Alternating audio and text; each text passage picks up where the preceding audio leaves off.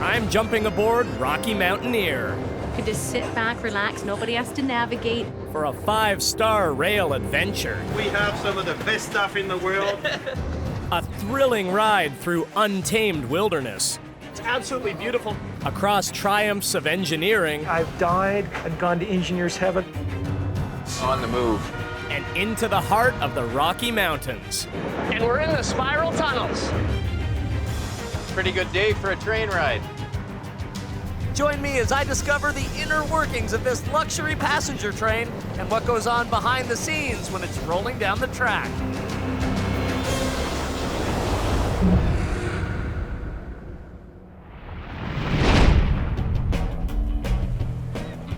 Canada's Rockies, an adventure hotspot for more than 9 million tourists every year. Today I'm joining more than 500 of them. Only we're not braving the wilds in hiking boots. We're gliding into the mountains aboard the Rolls-Royce of trains. So we've got a great day ahead. Rocky Mountaineer has run rail tours through Western Canada since 1990, and all experienced two of its most iconic expeditions.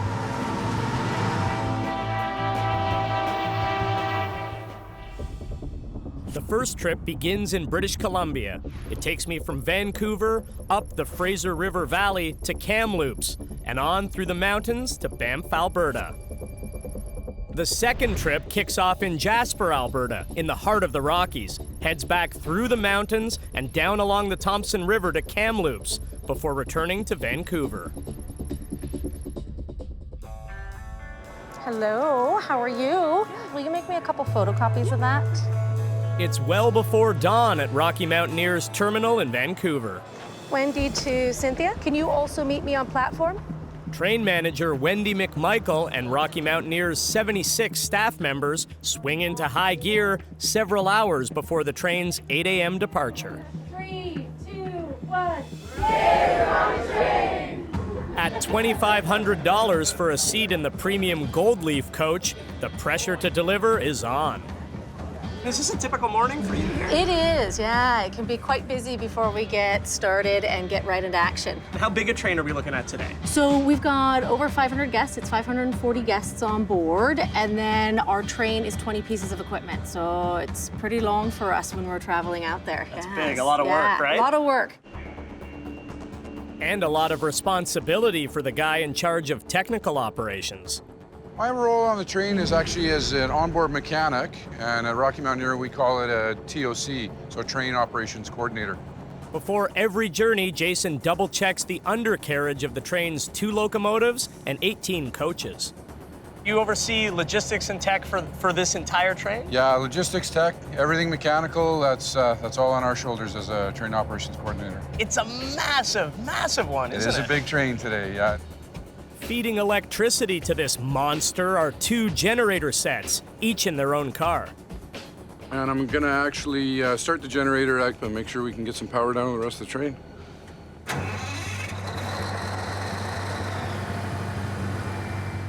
A mechanic inspects all components of the train's generator system. It's a Caterpillar diesel generator, twin turbo, 12-cylinder, puts out about 650 horsepower. Each generator is connected to 2 tanks. Together, they hold 7,400 liters of diesel fuel. They pretty much give us the ability to run for 48 hours straight. Fuel powers an engine, which rotates the generator that produces electricity. Radiators are built larger than usual and have oversized fans to bring in more air and keep the engines cool. We do a full inspection on all the generators to make sure everything's good for the next day or two. Stepping up. Now that the power's on, Wendy does a walkthrough to make sure everything and everyone is ready for departure. Ladies, how's everything looking? Good, how are you? Good. Nick, how are you? Not bad. Excellent. So coming through, checking to make sure that all of our vestibule gates, everything is locked up.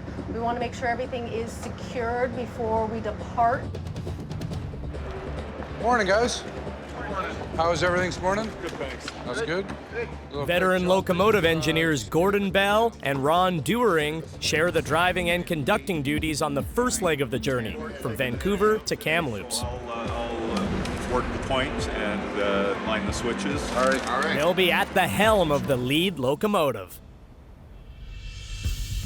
At 18 meters long, 4.7 meters high, and 3.2 meters wide, this 16-cylinder General Motors diesel locomotive generates 3,000 horsepower. It can reach a top speed of 105 kilometers per hour. It's almost time for our adventure to begin. Good morning, welcome. Is everybody Wendy excited? invites one of my fellow passengers, Doris Lund, to help kick off the journey. We always here at the station do a train whistle and all aboard announcement. 3, 2, 1. All aboard! Welcome! Rocky Mountaineer Day. Beautiful day. Can you take a photo? Thank you. Up in the lead locomotive, the engineer gets the green light from Jason to fire up the engines. Go ahead. We're looking for an on-time departure here. How's it look to make our move onto the VI line and to Cardo?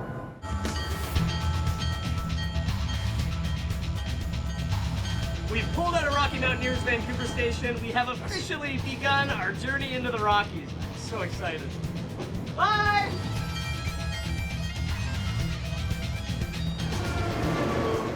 Our first journey covers nearly 1,000 kilometers, from Vancouver through the lush Fraser River Valley, then across semi-desert to the city of Kamloops. After an overnight stay, the train continues on to Revelstoke, through the Selkirk Mountains and into the Rocky Mountains, past Lake Louise to our final destination, Banff, Alberta.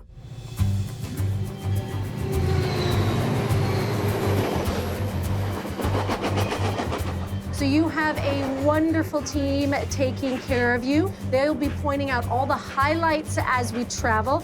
Today's train is pulling 7 double-decker gold leaf coaches and 4 single-level silver leaf coaches. We're in this beautiful dome car. Do you get a really good response to this? We do, absolutely. There is a bit of romance to train travel.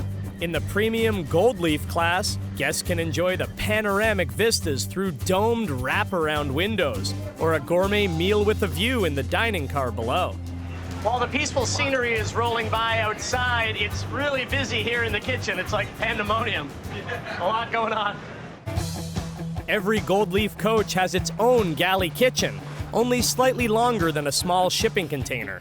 Here we actually do everything from scratch. From scratch? Everything from scratch. Award-winning executive chef Jean-Pierre Guérin creates the locally sourced meals that are freshly prepared aboard Rocky Mountaineer. And this is what we do. It's amazing how you've optimized the space, but what are some of the specific features of this kitchen that allow you to do what you do in this area? Everything is customized to meet the Rocky Mountaineer specification, including all the hood systems, the refrigeration system. We have several engines, so if we had a failure on one of the compressors, we had other compressors that will kick in. Very much like you'd find in the aircraft. I love it, and I see here you've got this as well, so the plates don't come out, Yes, because we're that's always right. rocking and rolling. The plates will not be able to come out. So if there was any sudden movement, this actually will stay where it is. So you got to design the kitchen for a small space, but then also take into account that it's like a roller coaster. That's right. We also have to take care of our employees so they don't get hurt. Yeah.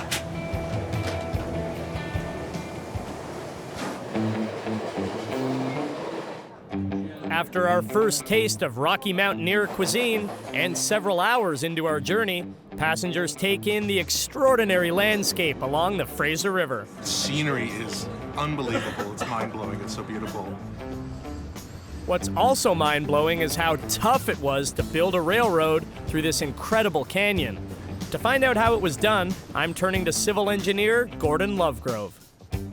What is it about this train and this line that's most remarkable? Well, the engineering behind it obviously is where I come from, the feat of what they worked through, the conditions, the surveying that it took to actually find a route that worked for trains. In the early 1880s, the Canadian Pacific Railway began building the line that would unite the young nation of Canada. But the mountains in the west nearly stopped this national dream in its tracks. 5 miles a day could be built across the prairies, no problem. But then they get to the Rockies. To go 78 miles, it took them almost a year because of the conditions of the weather. The civil engineering, drilling, without basically having access to anything but a steam shovel, if you could get it up, it was done by hand. After that brutal year in the Rockies, they hit another wall, right here in the Fraser River Canyon. Well, I think Simon Fraser said it best when he came through. This is a place not fit for any man. Hell's Gate, he named it.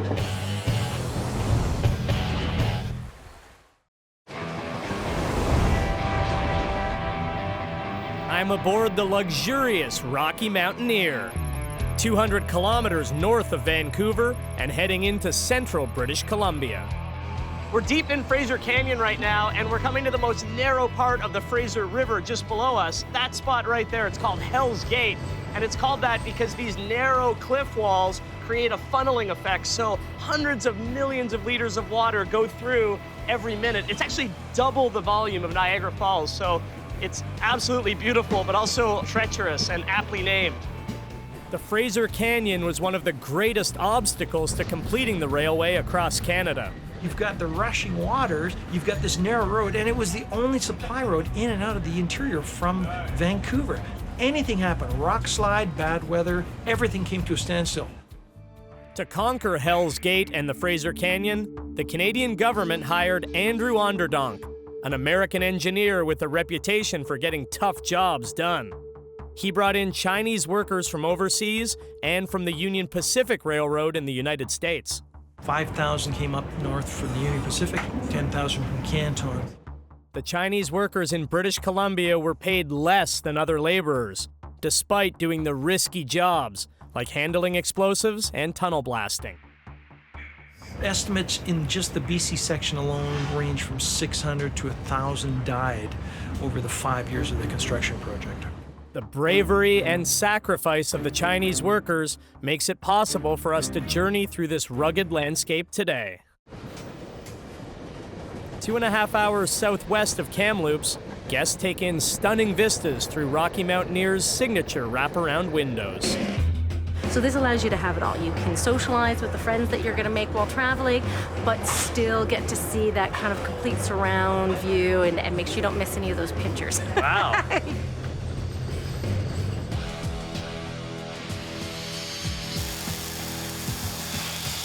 So these are the panorama windows for the upper deck of the gold leaf car. In the Stadler factory in Berlin, Germany, they're hard at work on the next generation of Rocky Mountaineer coaches. It took 50 engineers to design the train. The new train cars boast the finest in Swiss and German engineering. That includes windows with the latest light-absorbing technology. This dimmable windows, what we have in this car, allows guests to set the tint of the window depending on the weather. The windows contain millions of suspended particles that absorb light, which are controlled by an electrical current.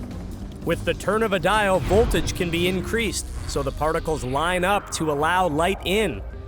To darken the windows, voltage is decreased, forcing the particles to compress and absorb the light.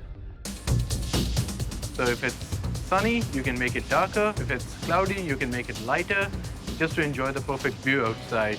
And it can all be done within milliseconds. It's a technological wonder.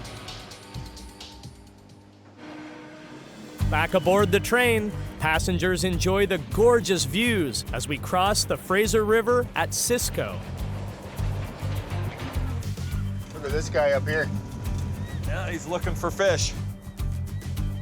As we move into dry, desert-like territory, it's getting hot outside. The air conditioning kicks in, but with a bit too much of a bite. Jason heads to the generator car to tweak the controls. So what I can do is actually find the set point, turn the temperature up in the car, or the requested temperature up, until the air conditioning actually goes into a static state. So now it won't be heating or cooling, and then that'll actually make it a little more comfortable for the guests. An hour after we cross the Fraser River, we roll toward the town of Ashcroft, 94 kilometers west of Kamloops. So Wendy, we're passing through this beautiful area, but I noticed some burnt out trees on the side. Is that from the BC wildfires? It is. There's a location just north of Ashcroft, and the fires started there, made their way down the slope, and got right down to the water's edge. Had to do evacuations. In the summer of 2017, British Columbia experienced the worst forest fires on record. They threatened sections of the rail line across the province. We had a large fire that was coming down the mountain at a place called Mountain Creek. Warren Daniluk is a fire crew leader with Mount Revelstoke and Glacier National Parks. Well over 1,000 hectares in size, and the wind was blowing it out of this valley right toward the CP rail main line. A lot of aircraft, like we had large tankers doing tanker drops, helicopter drops. These efforts helped spare Rocky Mountaineer from the worst effects of the fires. We had crews on the ground, cutting line, putting out fires on the ground. That happened day after day after day to try to stop this fire. We managed to hold it above the rail line.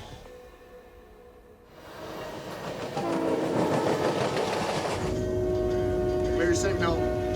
Clear. Clear. As we approach Kamloops, the air conditioning is still not cooperating. It isn't distributing evenly, so Jason heads to the generator car to troubleshoot. So it becomes a little bit of a challenge to make sure that all the guests stay comfortable. This one's a little bit finicky, so we'll get the experts that know a lot more about this to work on it tonight in Kamloops. Lucky for the passengers, we're not far from today's final destination.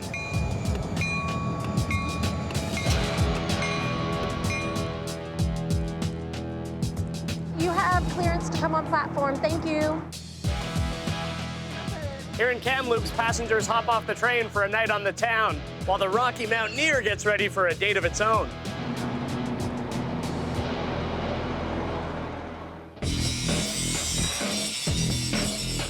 At the train's maintenance yard, the overnight technical crew springs into action. They have a lot to accomplish in 7 hours. These are the HEP cables that power the train off of hydro. Electrician Matt Ackersviller tackles the troublesome HVAC unit. Inputs that we were sending wasn't making the output what we want. We're just going to be changing out an orange box. It's kind of the brains of the HVAC system. Each passenger coach is equipped with a computer that regulates the car's heating and air conditioning. It's housed inside an orange box. This will go turn it on. There we can hear the fans starting up. Back in service, guests will be happy in the morning. In the meantime, electrician Wayne Delbridge tests another vital piece of technology. This box here is our black box. Transport Canada requires locomotives to carry an event recorder that registers the train's operational functions, such as speed, distance, and brake use. This module here is our camera. It monitors what's going on through this one inside the cab. It's got a microphone in it, and we've got the forward-facing microphone that sees everything out in front of the loco as we're traveling. It records everything that the engineer does. I think everything's ready to go here. Farther down the train, mechanic Kevin Soprovich spots a worn brake shoe. We're changing out brake shoes, taking out the old ones that are condemned, putting in new ones. We have a lot, yeah. We have 8 sets per car.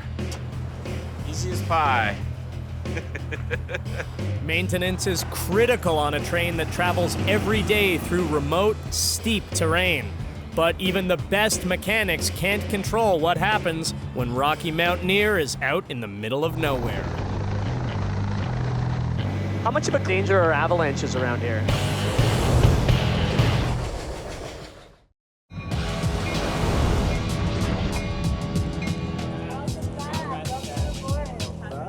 After an overnight stay in Kamloops, British Columbia, Great first day on the Rocky Mountaineer. we're back aboard for day 2 of our trip into the Canadian Rockies.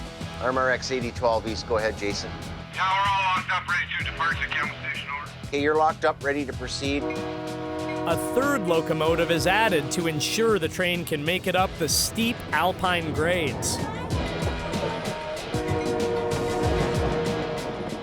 Today, we're traveling nearly 500 kilometers, past Revelstoke, through Rogers Pass, over the Columbia and Kicking Horse Rivers, to Lake Louise, and finally, Banff, Alberta. Last car is just coming onto the south track now. Yeah, we're in the clear. At the helm of this mighty train are locomotive engineers Terry Siebel and Mike Deegan. They both have 35 years experience with CP Rail. Hired on in Revelstoke in '77 and finished up in Kamloops in 2012. And I started here in 2013 and have been here for 5 years. Taking travelers on their dream trip is a nice change from hauling freight and takes Mike back to his roots. Come from a big railroad family. My father actually fired for my grandfather, who retired 6 months shy of 50 years with CP. And my dad spent 42 years out here. I've got 3 brothers that were all engineers back in Ontario. We're doing what we love, I guess. Clear.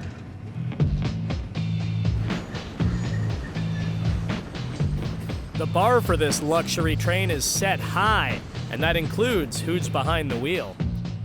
It's all about the guest experience out here. They come first, and everything is geared to make it as pleasant as possible for them. Only veteran locomotive engineers are hired to drive Rocky Mountaineer. Well, this is almost like a sports car compared to the big, heavy freight trains. We can maintain track speed going up the steep grades. We're a nice, short little train. We can get out of the way the big trains.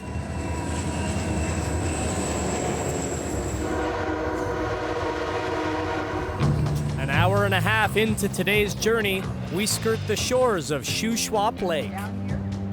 And your house is coming up, right? It'll still be a couple minutes. Okay. My new friend Doris Lund and her husband Brian live in Canoe, a small lumber town along the CPR.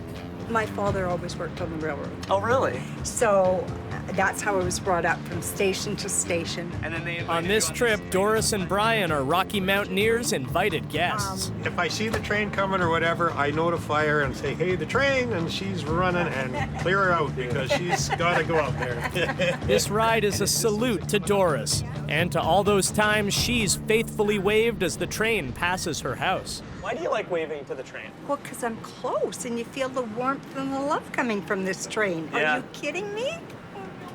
It's coming right now. There's people at my house. The yellow house? Oh, no. Oh, look at all the people. Oh, my God. Oh, my goodness. Rocky Mountaineers staff arranged this surprise, rallying Doris's friends and family to show up at her house for a big wave-by. Unreal. Wow.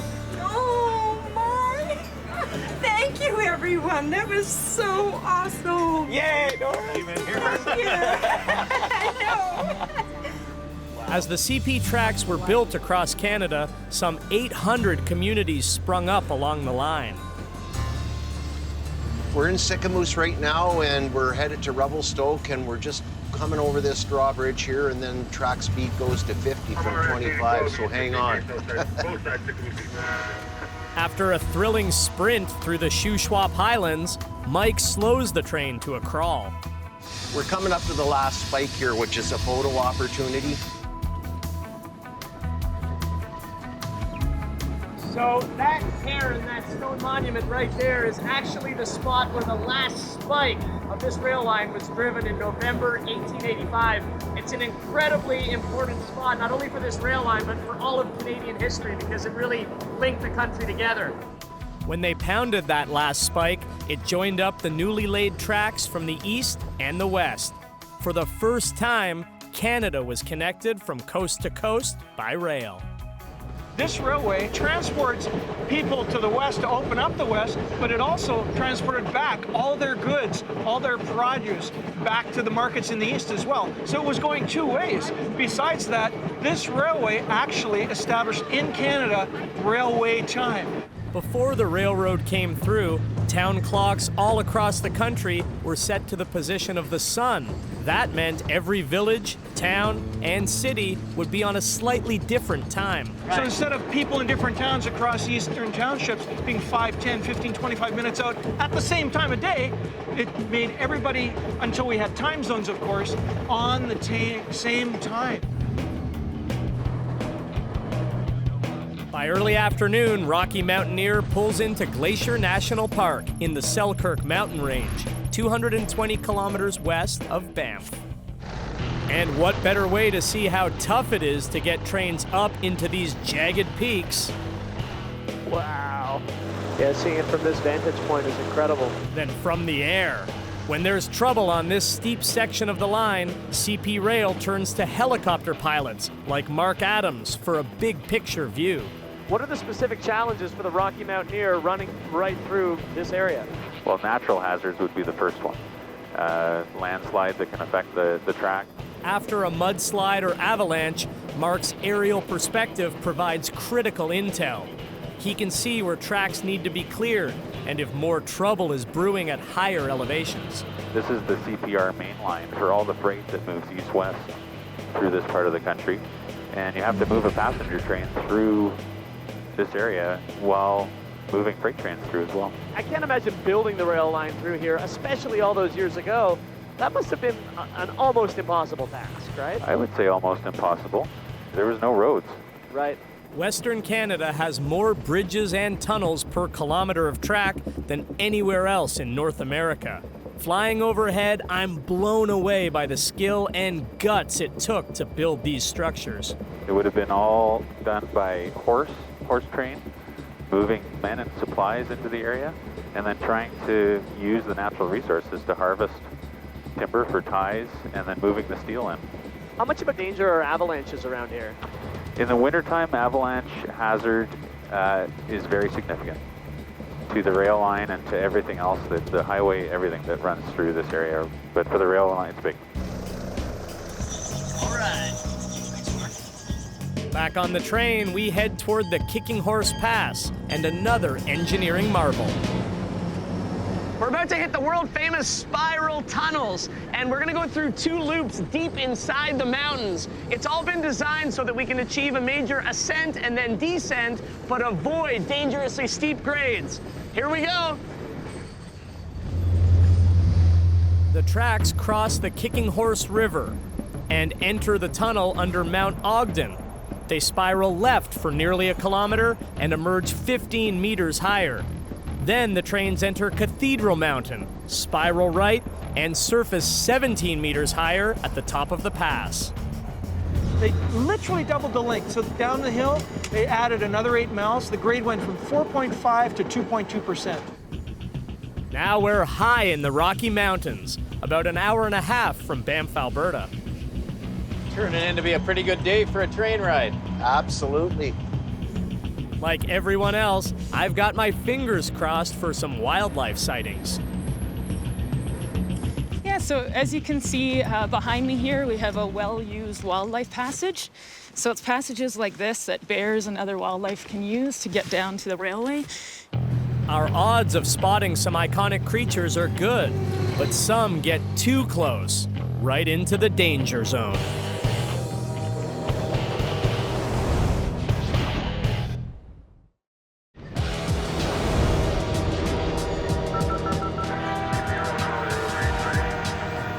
We're climbing through the magnificent Rocky Mountains toward the province of Alberta when our train comes to a stop.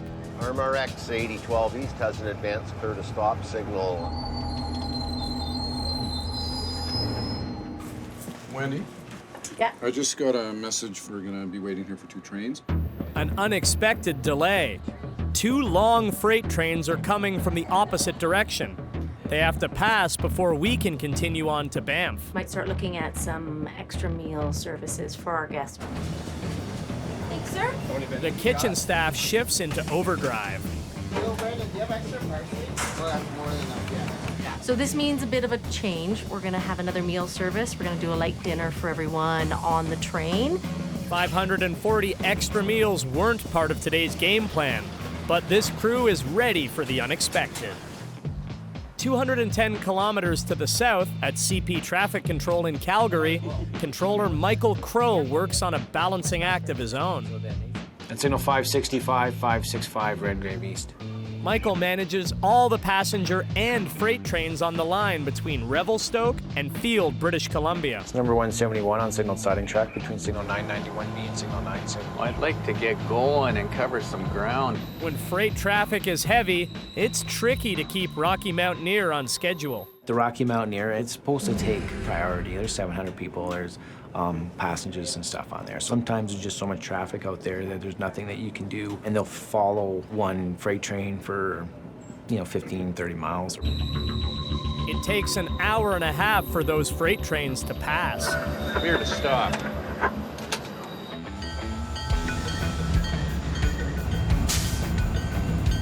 We're on our way.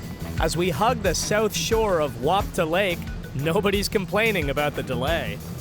This lake will be traveling along for the next 8 kilometers, or about 5 miles. At this time of day, there's a good chance of spotting wildlife. And bears top every passenger's bucket list. These amazing animals do come close to the tracks, sometimes dangerously so.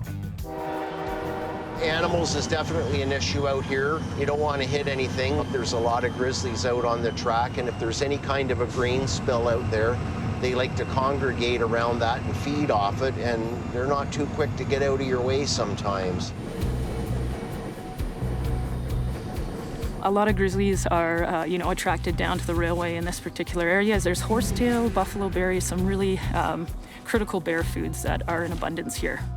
For the grizzly population near Banff and Yoho National Parks, foraging close to the tracks has become problematic. There's been 17 bears struck on the rail in the last 17 years. That's a rate that this population probably can't sustain. Biologist Colleen Cassidy St. Clair and her team have spent 5 years figuring out how to stop bears from getting hit by trains. We think what happens is that animals are foraging near the rail. A train is coming, but they don't detect it. Perhaps because there's a curve, or it's dark, or it's raining. To understand why the bears weren't getting out of the way of the heavy freight trains, Colleen and her team set up motion sensing cameras along the tracks. So these cameras we have take images about 2 per second, and they go for about 45 seconds every time a train goes by, whether there's an animal there or not. And so we've collected over the past 9 months about 2.5 million photos. From all these camera images, we know how long animals stay on the track. All those photos revealed something amazing. The scientists discovered that a grizzly bear needed another 30 seconds to get off the tracks in time to avoid a train. We reached the point of realizing we wanted a detection system. To give animals those extra life-saving 30 seconds, Colleen's team created a warning system. It consists of 2 devices attached directly to the rails. The speaker is on the bottom. The first box contains magnetic and vibration sensors. When a train passes over, a radio signal is sent to another box about 700 meters down the track. That device emits visual and audio warnings to alert animals on the tracks. The results are encouraging. When the warning device goes off, they leave the tracks 5 seconds on average earlier. We think that 5 seconds could make the difference between being struck by a train and not.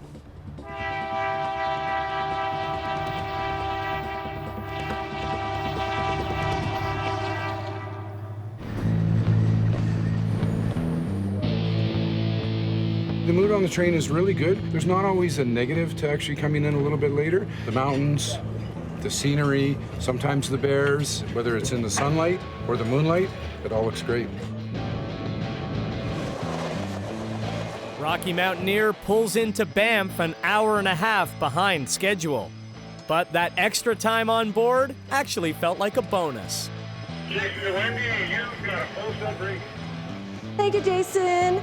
Wendy to the train. That is a full set break. Once again, full set break. Set up your platform. Welcome to Banff. Thank you very much. You're very welcome. So far, the Rocky Mountaineer has taken us on an amazing trip across rivers, through gorges, and past the Rocky Mountains. And tomorrow, we head out on a trip through the clouds. We'll go past the highest peaks in the Rockies where I'll find out how today's technology prevents catastrophes on remote stretches of track. If we can prevent a failed bearing, we potentially can prevent a derailment.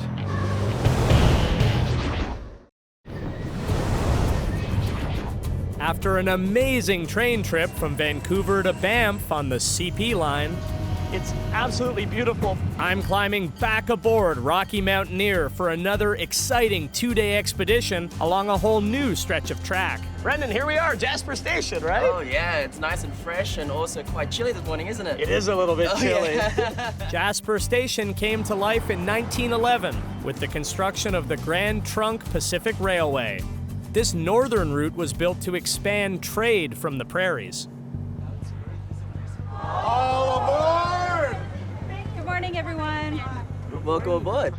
My first trip on the Rocky Mountaineer was spectacular, and I can't wait to see what this second journey has in store. We're starting off in the Rockies and rolling west. All right, good morning, ladies and gentlemen. How's everyone doing today?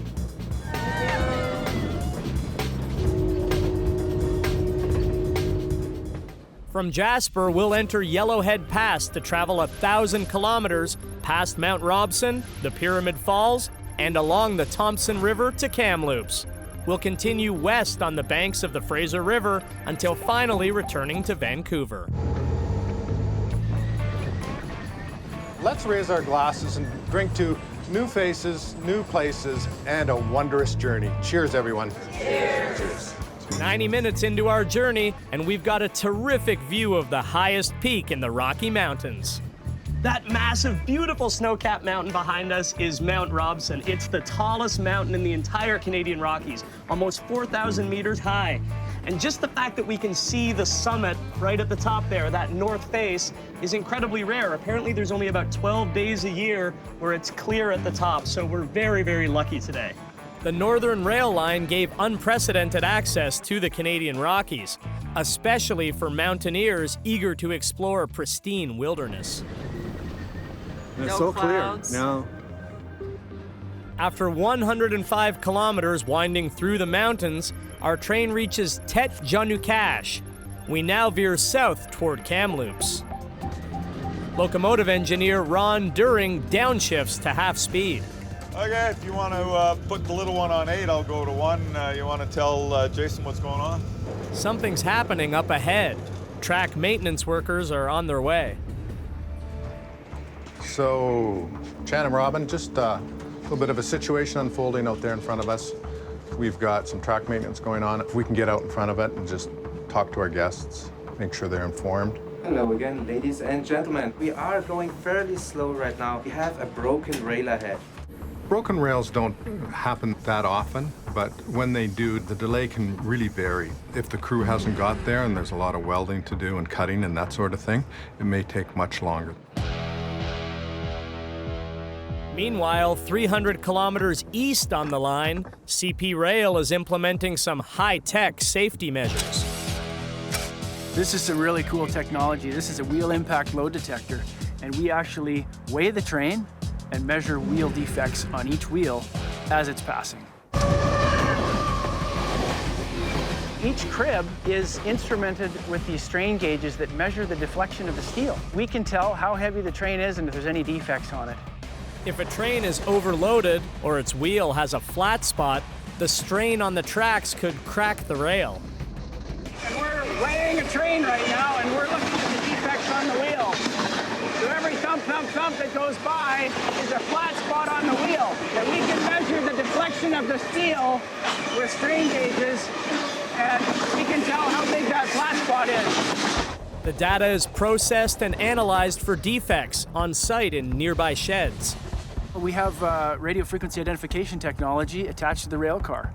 So as the train goes by, that RFID tag is scanned. We know exactly which wheel needs service.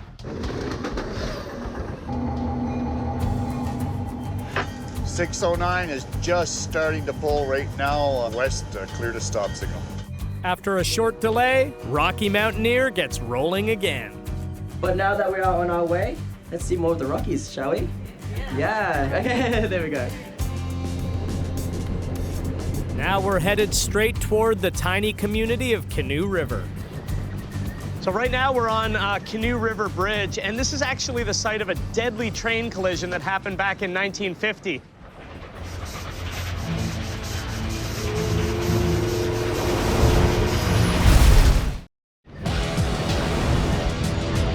After a stunning ride through the Canadian Rockies, we continue our return journey southward through remote forested valleys.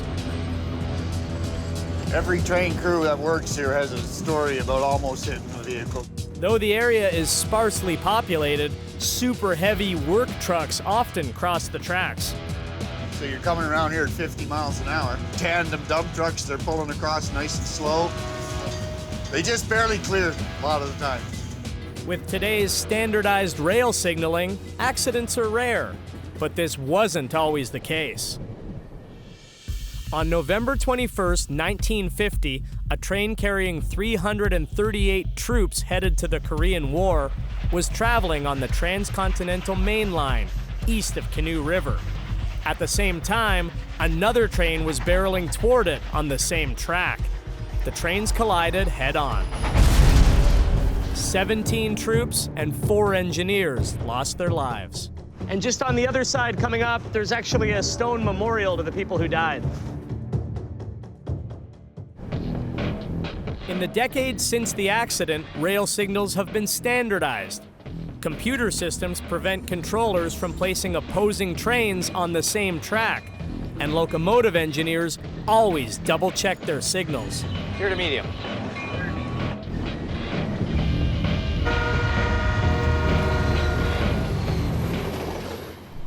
As we venture farther south, we get up close to a breathtaking sight.